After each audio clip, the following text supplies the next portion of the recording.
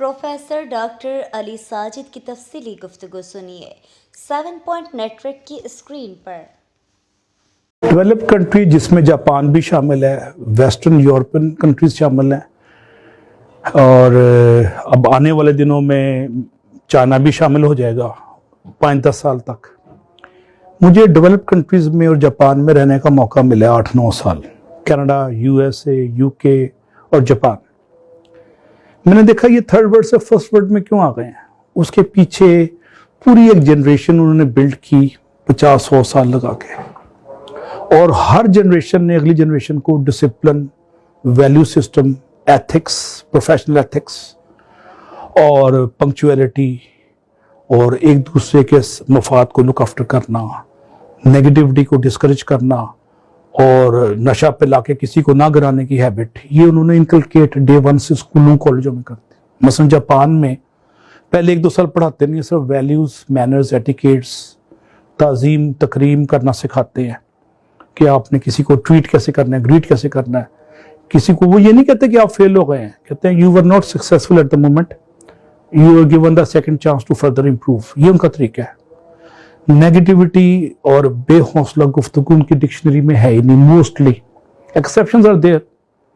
लेकिन उन्होंने तरबियत बच्चों की ऐसी की है कि एक दूसरे के इंटरेस्ट को लुक आफ्टर करना और ट्रीट करना उनको पॉजिटिवली और ग्रीट करना और मुबारकबाद देना, बगलगीर होना, गर्मजोशी से मुसाफा करना, झुक के मिलना, ये उनकी घटी में डे 1 से डाल दिया गया। और रोटी हलाल करने का कॉन्सेप्ट जो हमारे माशाल्लाह मज़हब अज़ीम में है, उन्होंने उसको एवरीडे लाइफ में इंप्लीमेंट कर दिया। मसलन कोई हो ही नहीं सकता कि बॉस हो ना हो, हर बंदा अपना काम कर रहा है। सवाल ही पैदा नहीं होता कि दफ्तर का यंग लड़का लड़की फेसबुक पे दोस्तों से गप मार रहा हो दफ्तरी टाइम में, सवाल ही पैदा नहीं होता। सवाल ही पैदा नहीं होता कि कोई प्राइवेट कॉल कर सके दफ्तरी टाइम में। इतने स्ट्रॉन्ग वर्क एथिक्स है उनके। और दफ्तर में आपका फोन महीने में 1 दफा इमरजेंसी के लिए आ सकता है फैमिली मेंबर की तरफ से, उसके अलावा नहीं आ सकता। आपको वो 5 मिनट भी इजाजत नहीं है फोन करने की, दफ्तरी टाइम को जाया करने की, सरकार हो या प्राइवेट सेक्टर हो। और पंक्चुअलिटी का ये आलम है। इतने ट्रैफिक और कंजेस्शन में, मैं वाशिंगटन में रहा हूँ, टोक्यो में रहा हूँ, वहां पे रश आवर्स में 40 मिनट्स नॉर्मल है फंसना। लोग वक्त पे पहुंचे होते हैं रश के बावजूद, उन्होंने कैलकुलेट किया होता है। तो एक चीज तो है उनकी ट्रेनिंग और अपब्रिंगिंग में, तरबियत में ये चीज डाल दी गई है। सफाई निस्फे ईमान हम कहते हैं।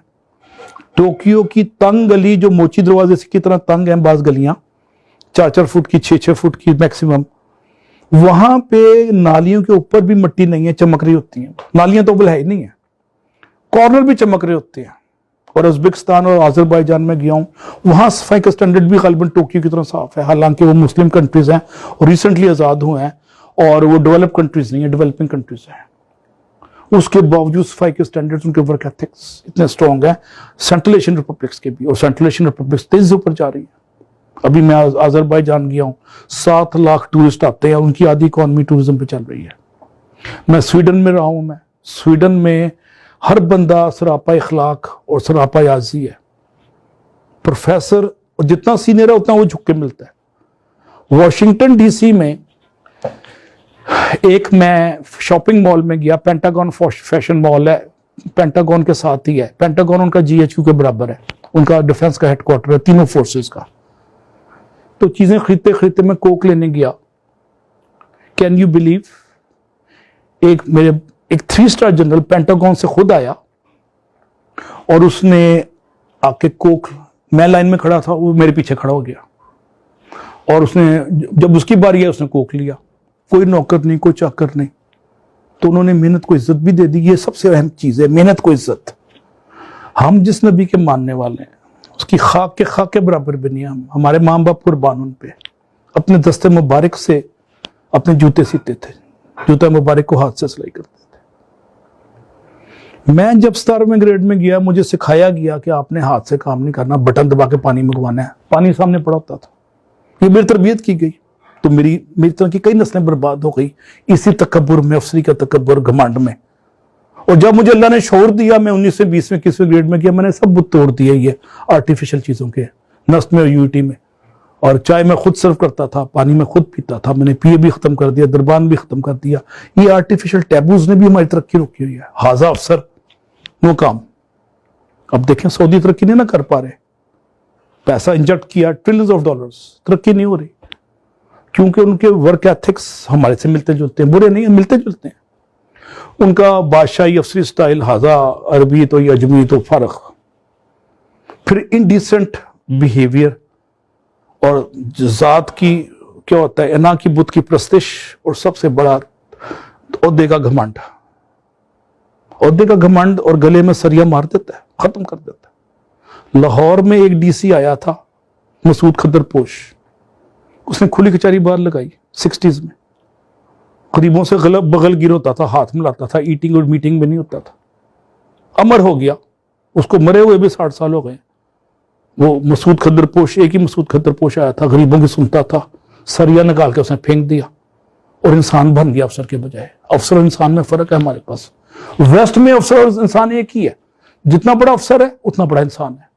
इंसान से मतलब इंसानियत से भरपूर और एहतराम आदमियत से मामूर शख्सियत का नाम अफसर है।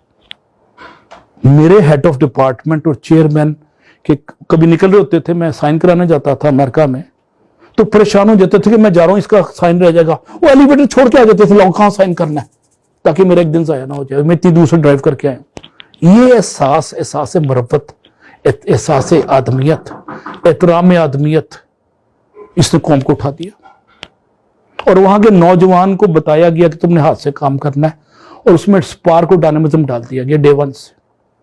यही वजह 26 साल की उम्र में मार्क ज़ुकरबर्ग ने वो बना दिया फेसबुक। 26 साल में तो हमारा लड़का लिबर्टी के बर्गर से उसको फोश नहीं होती, उसको हार्ले डेविडसन की वो रेस से फर्क नहीं होता। वो तो हार्ले डेविडसन वहां बनती है, शो हम मार रहे होते हैं आर्टिफिशियल टैबूज के साथ।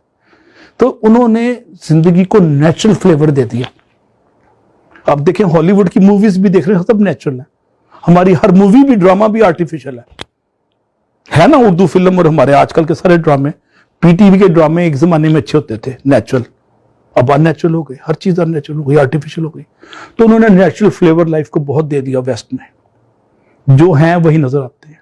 मेहनत को अजमत दे दी और अपनी यूथ में और बच्चों में स्पार्क और डायनामिज्म डाल दिया। Out of box thinking promote की। ये फेसबुक और ये माइक्रोसॉफ्ट के जो फाउंडर्स हैं, ये एक्स्ट्राऑर्डिनरी बंदे तो नहीं है, ऑर्डिनरी बंदे। इनके pass out of box thinking की तरबियत थी, इनोवेशन को प्रमोट किया। नुदरत फिक्रमल को उन्होंने आम कर दिया। इकबाल एक शेर में नौजवानों को कहता है जो वेस्ट ने फॉलो की है, और इकबाल यूरोप में देख के आया ये बात, इसलिए उसने ये शेर कहा था कि तेरी खाक में है अगर शरर तो ख्याल फक्र गना ना कर। कहता है if you have spark in your personality you should not worry about the money or not money, you have money or not money. कि दूसरे मिसर में इकबाल कहते हैं कि जहां में नाने शहीर पर है मदार कुव्वत हैदरी।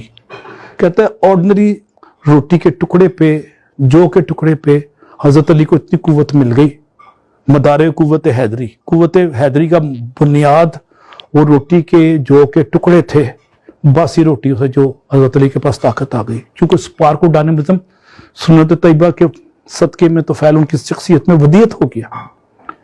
तो ये बड़ी बात है कि हम बच्चों को रगड़ा दें, कंफर्ट जोन से निकालें, शोफर ड्रिवन करने ना दें, उनको बसों में साइकिलों पे रोलें, वो 3-3 वैगनें बदल के आए तो कामयाब हो जाते हैं।